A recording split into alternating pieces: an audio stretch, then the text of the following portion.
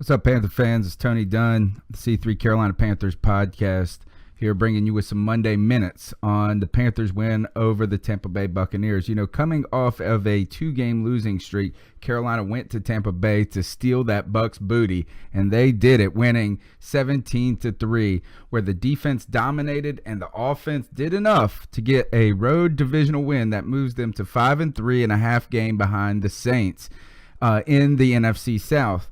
Carolina won some critical aspects of the stat line that led to this win. Time of possession favored the Panthers, 32 minutes to the Bucs 28 minutes.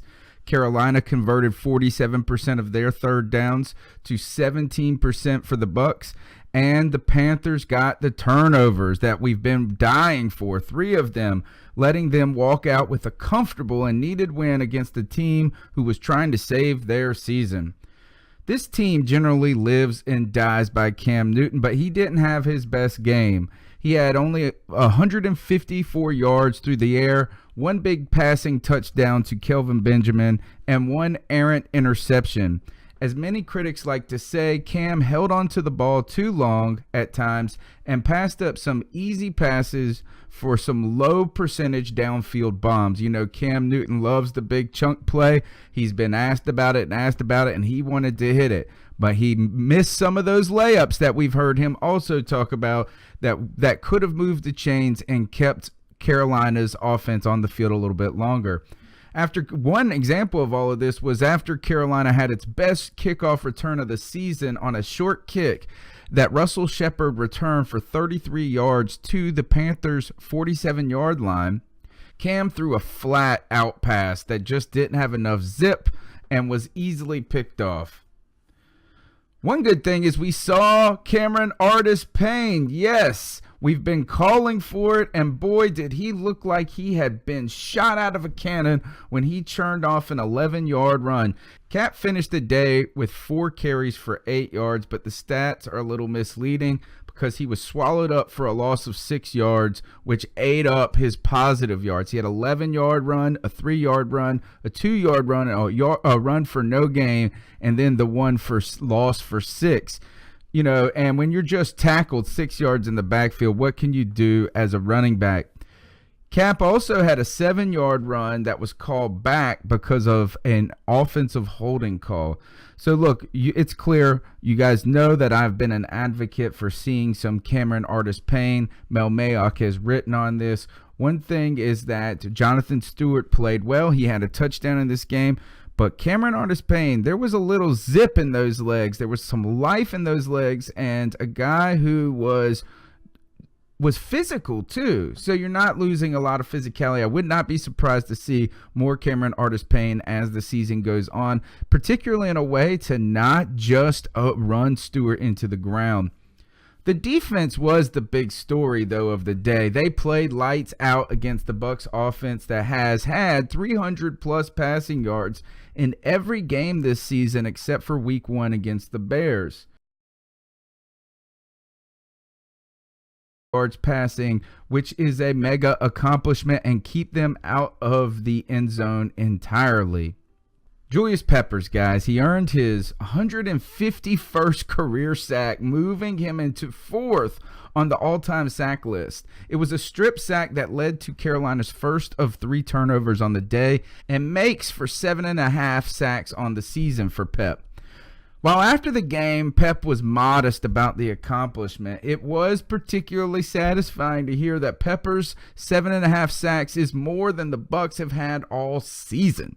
Darryl Worley also held up against Deshaun Jackson, but he did get lucky on a deep pass play where he was face guarding and was fortunate that the flag-happy NFL refs didn't call him for pass interference.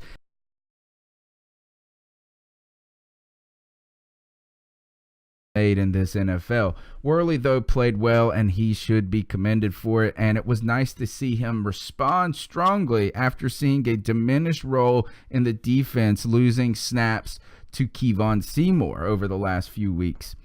The Panthers' defense was, though, aided by the return of captains Kurt Coleman and Luke Kuechly. Coleman had 9 combined tackles on the day.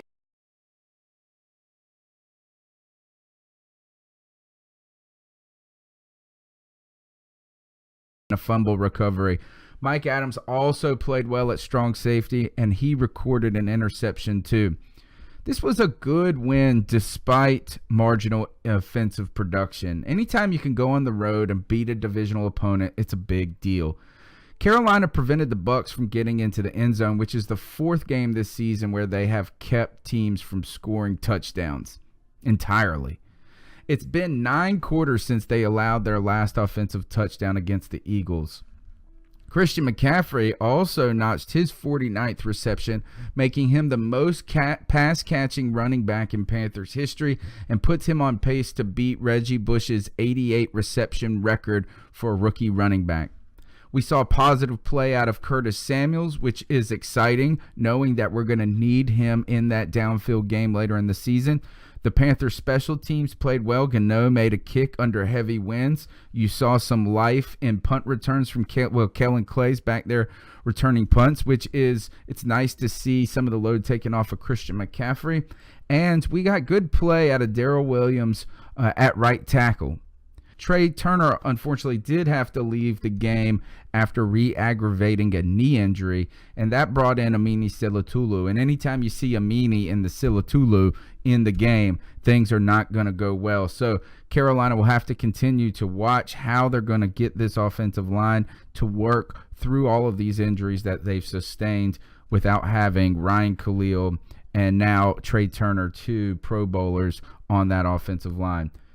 Next week, Carolina will host the Atlanta Falcons, who are a half game behind the Panthers in the NFC South after just eking out a win against the New York Jets. The Falcons are vulnerable, though, and the Panthers are favored by 2.5 points with an over-under of 44 points.